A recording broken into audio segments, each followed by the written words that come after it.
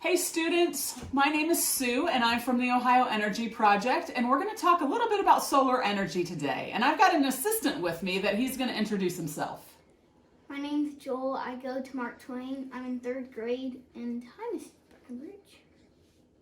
All right, so we're going to talk about solar energy, and solar energy is energy that comes from the sun. So we've got a cloudy day outside today, so we can't be doing this outside, but we're instead going to use a light bulb, and it's going to represent our sun. And we're going to look at a couple different solar toys and talk a little bit about some of the things that solar energy can do. Now, we can use solar energy to see in the form of light. We can also use solar energy to heat things. If in the summertime you've had your windows up in your car and it's a sunny day, you know that when you get in your car, it's really hot in there. So we can use the sun to heat things up. We can also use the sun to generate electricity, but to do that, we need a little solar panel. So that's what's on the back of our Cricut, and also on the front of our Queen here.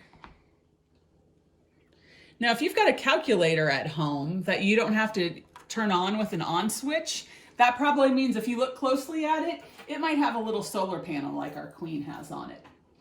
All right, so we're gonna see what happens when Joel turns the sun on. So if you wanna hold it up, you got it? I'll turn it on.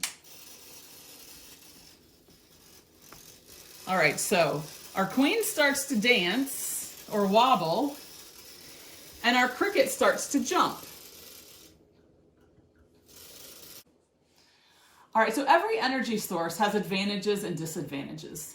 The advantages of solar energy is that it's renewable. That means that we won't run out of it. Also, it's clean, so it doesn't contribute to climate change. However, there are a couple key disadvantages. So we're going to turn our sun back on again.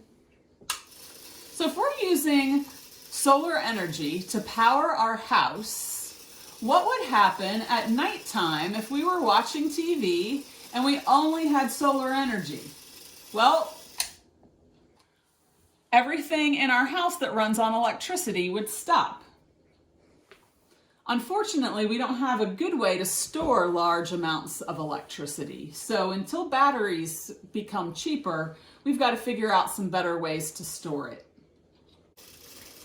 All right, a second disadvantage of solar energy is what happens on cloudy days. So we're going to pretend that this card represents a cloud, and watch what happens to the Cricut as I pass the cloud between the Cricut and the sun.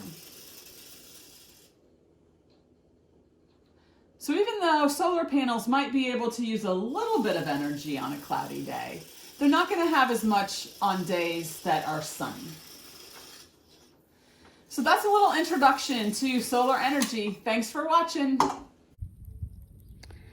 Hi students. We are back with the solar toys. Only unlike the day where we filmed earlier, it is a bright sunny day outside. So we're going to compare how they hop outside with the sun versus inside with a flashlight. So here we go.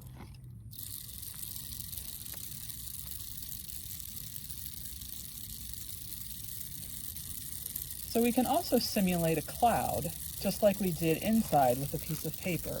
I'm going to use this piece of cardboard. So you can see the one that the cloud is over stopped hopping, but the other one, where the sun is hitting, he still is hopping until both of them are in the shadow.